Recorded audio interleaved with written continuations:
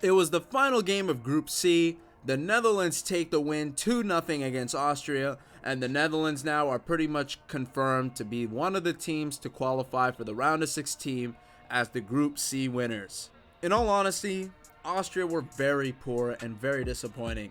And honestly, the main man, David Alaba, was part of the problem in this team. See, in the last game he came clutch, but in this game he almost cost them a few goals on a few occasions. See, the first one was David Alaba's foul on Dumfries, which handed the Netherlands an early penalty, and the Barcelona-bound Memphis Depay buries it into the bottom right corner. It was his 8th goal in the last 9 matches, and to be honest, he should have had a 9th goal. However, after that brilliant pass by Weghorst, he honestly just completely skyrocketed that ball in the 40th minute, and it was at that moment where I realized, damn, this guy's about to go to Barcelona, bro. This guy literally just pulled the Ousmane Dembele. But I'm gonna remain optimistic because you know what? In that first match, he looked very good. He had a great season. He's coming off of a great season. He's entering his prime. Everyone has a bad game every now and then. And for the most part, he still scored a goal. So you know what? If this is a bad game, then I'll take that. To be honest, he's more clutch than some of the players that Barcelona has, if we're being honest. If anything, he has that killer instinct, which honestly Barcelona could use, and they don't really have much of that outside of Messi and Griezmann. But let's forget about Barcelona for a second. Let's just go back into this game. The Netherlands completely dominated throughout the entire match, but just seemed to miss chances that could have just completely buried and deaded the game. Stefan de Vrij notably passed it a great header, a great chance for Depay, which was brilliantly saved by the goalkeeper. But somehow, I'm not gonna lie to you, I just felt like Austria, they didn't look like they were ever gonna equalize. They had one shot at target like near the end of the match. By then it was already finished.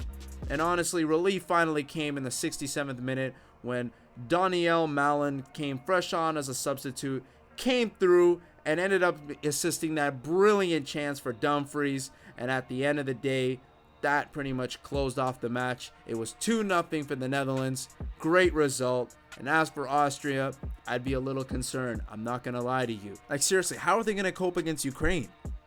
This team really didn't really do anything. It just seemed like they were lacking that guy up front. And to be honest, I guess you could say they were really missing out on Arnautovic, who ended up missing out on the match due to his own stupidity. Who ended up missing out on the match due to his own fault, to be honest. I really don't know what he said. I know he said some crazy shit, but you know, I'm not even going to reiterate it. The point is, he ended up costing this team big time. I think he was really that present, and I think deep down he knew. If he would have been at the end of that header, I think he would have scored that. I'm not going to lie. And if this was a 2-1 match, I think we're talking a different game here. But you know what? He will be starting in that match against Ukraine. I think he'll be coming off the bench again. So we'll just have to wait and see what happens. I do think he's a lethal threat, but they're going to have to play better than this.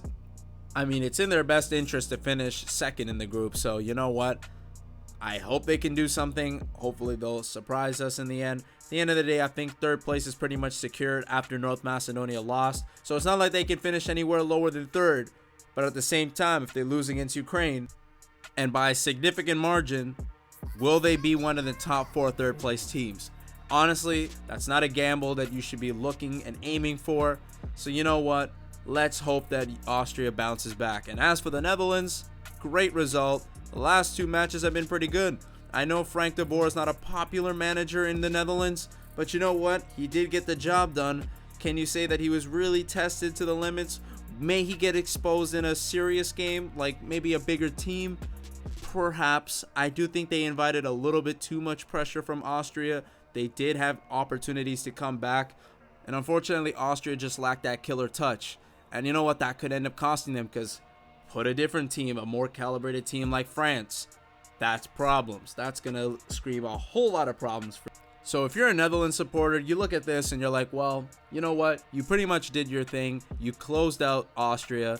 You ended up beating them convincingly, despite the fact that it was only 2-0. It could have been more.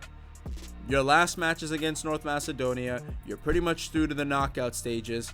Just keep and maintain your form. rest some of your players that might be injured. I don't know about De Ligt. He did seem to have a hamstring issue near the end of the match. We'll see if he'll play in the next match. I feel like this will be a good opportunity for certain players to be rested.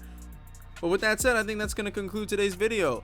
So with that being said, thank you guys for watching. Let me know what you guys think down in the comment section down below. Be sure to like, share, and subscribe, because you already know we gonna be uploading consistently. The grind don't stop for nobody. Congratulations to the Netherlands. Best of luck to Austria in their next match. And I will see you guys tomorrow, where I will have my fingers crossed and I will be praying and hoping that Czech Republic get a result against Croatia. Please don't disappoint me. We started off so good. Let's keep that train going. With that said, peace out, guys.